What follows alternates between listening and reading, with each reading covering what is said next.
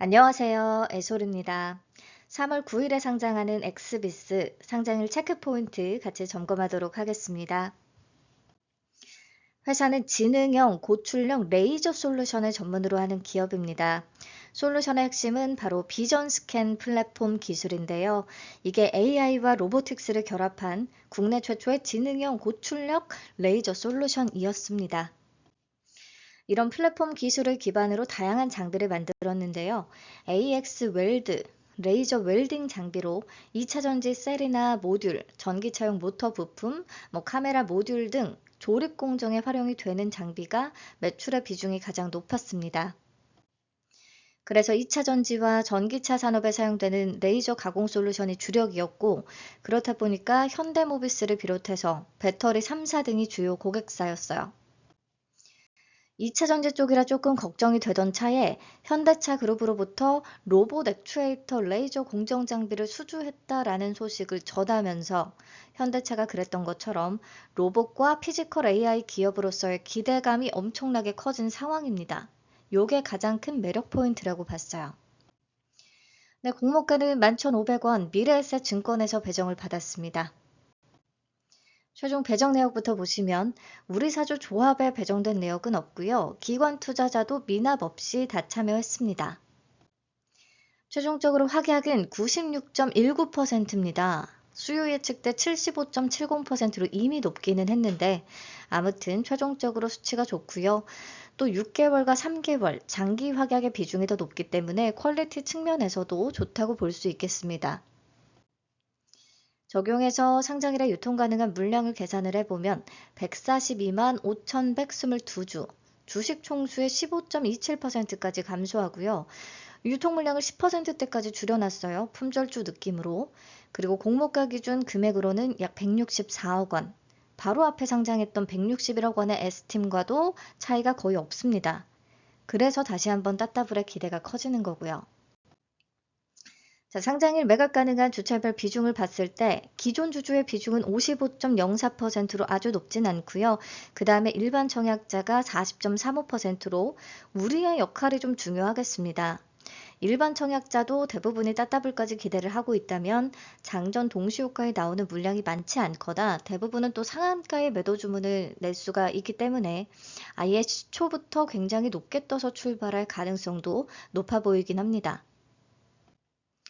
자, 상장일 유통 가능 물량을 들고 있는 기존 주주는 주로 벤처금융으로 구성이 되어 있는데요.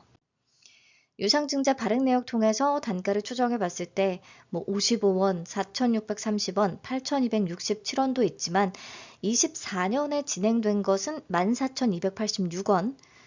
최근 유상증자 발행 가액이 공모가보다 꽤 높은 거 이것도 긍정적인 포인트라고 볼 수가 있겠죠.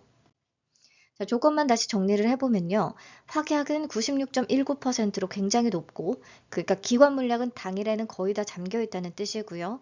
최종 유통 가능 물량이 15.27%로 10%대밖에 안 되고, 기존 주주의 비중이 55.04%로 무난한 편, 유통 가능 금액이 164억 원, 시가총액은 1,073억 원.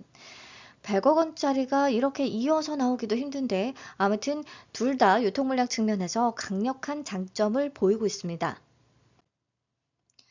자, 우리 어제 상장한 S팀이 유통시 총 100억 원의 조건으로 100억 원대의 조건으로 따따블을 기록했고 중간에 잔량이 무너지면서 풀리기도 했지만 다시금 또 상한가에 진입하면서 마감을 한 상태입니다. 다만 마감할 때는 상한가 잔량이 약 3만 주가량밖에 안 됐기 때문에 조금 불안정하긴 했어요. 근데 어쨌든 섹터 매력이나 가격 메리트가 떨어지는 종목이 마감까지도 상한가 가격이 유지됐다라는 것 자체가 지금의 엄청난 수급을 보여주는 거라고 생각합니다.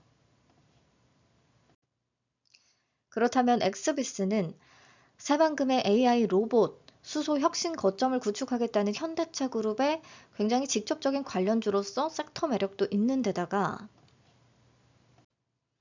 사업 유사성이 높은 한빛 레이저, 다원 넥스비와 비교해서 봤을 때 실적에 비해서 시가총액 부담은 전혀 없는 상황이라고 봤고요.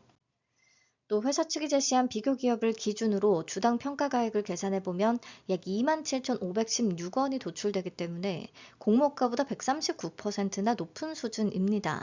그래서 가격 메리트도 꽤 있는 종목이라고 봤어요. 자, 정리를 하자면요.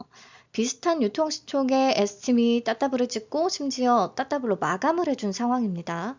엑스비스가 에스팀보다는 섹터나 가격 메리트 더 있다라고 보고요. 그러면 충분히 또 한 번 250%에서 따따블까지는 기대를 해볼 수가 있겠습니다. 좀 변수가 있다면 지금 아침에 일어나 보니까 국제 유가가 급등했어요. WTI 가격이 배럴당 90달러를 넘어버렸습니다. 그래서 9일에 증시, 국내 증시도 좀 급락할 가능성 있는 상황이기는 하고요. 그렇다면 전체적으로 투심이 다 악화되기보다는 오히려 엑스비스에는 좀 긍정적일 수 있을 것 같아요. 지금의 어마한 유동성이 동갈 곳을 찾는다면 앞에서 S팀을 경험했기 때문에 엑스비스로 되게 몰릴 수 있을 것 같거든요. 그리고 S팀이 상한가 마감이라서 둘이 좀 붙게 된 상황인데요.